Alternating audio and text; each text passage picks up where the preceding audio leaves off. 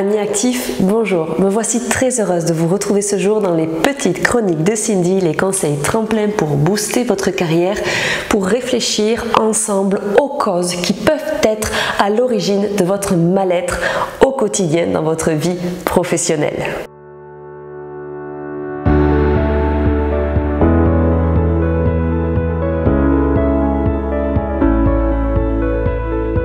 S'ennuyer à mourir, une expression bien trop connue par un grand nombre de salariés lorsqu'ils se rendent à leur travail.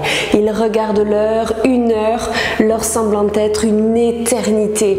On regarde le compteur de l'horloge et on désespère que le temps n'accélère.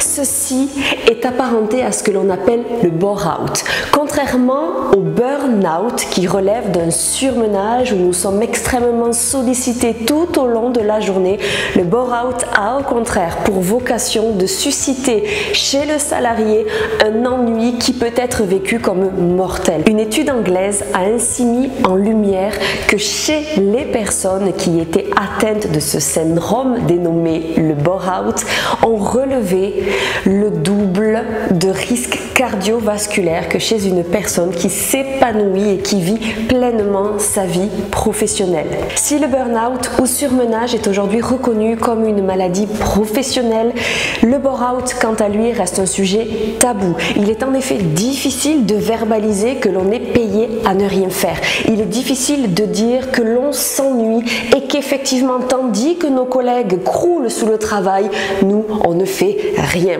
Le bore-out est quelque chose qui est à prendre au sérieux.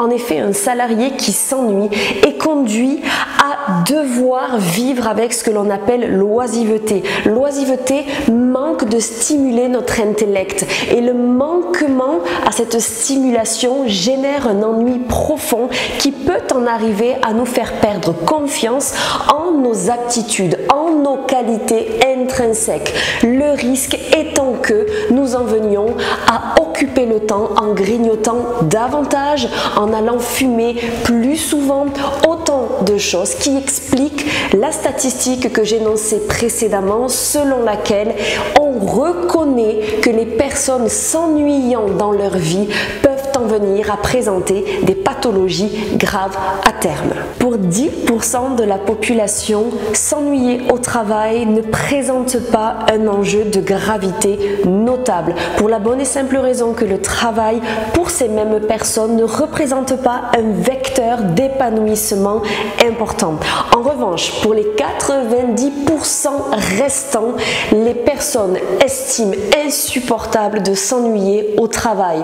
Ceci serait la porte ouverte à de la morosité, à une remise en question susceptible d'ouvrir sur ce que l'on appelle la dépression.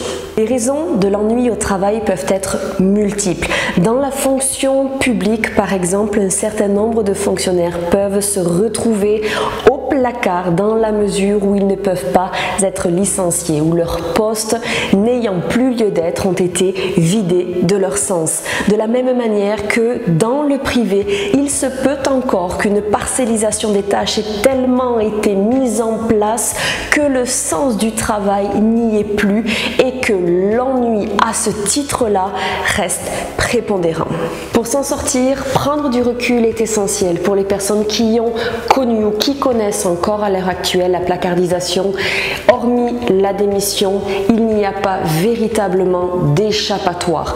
Pour les jeunes qui se retrouvent parfois quand on est dans des missions qui n'ont pas de réel attrait ou qui ne sont pas directement en adéquation avec leur profil, peut-être vaut-il mieux en échanger avec votre hiérarchie pour leur exprimer les envies, les aspirations qui sont les vôtres pour tenter de trouver un plus juste équilibre. Vous voici désormais armés, chers amis actifs, pour mieux appréhender les contours de votre mal-être au travail. Si cette vidéo vous a paru utile, si vous connaissez des proches dans cette situation-là, n'hésitez pas à la partager et à les relayer. Il ne faut pas que ces sujets soient des sujets tabous. Laissez-vous la possibilité de vous exprimer toujours avec bienveillance dans les commentaires sous la vidéo et d'y ajouter un petit pouce bleu pour soutenir soutenir cette jolie initiative. Rendez-vous la semaine prochaine pour une nouvelle chronique en lien avec le monde passionnant du travail pour vous permettre de découvrir comment mieux réguler les conflits, les tensions au sein de vos équipes. Belle journée à toutes et à tous et à très bientôt pour de nouvelles aventures pro.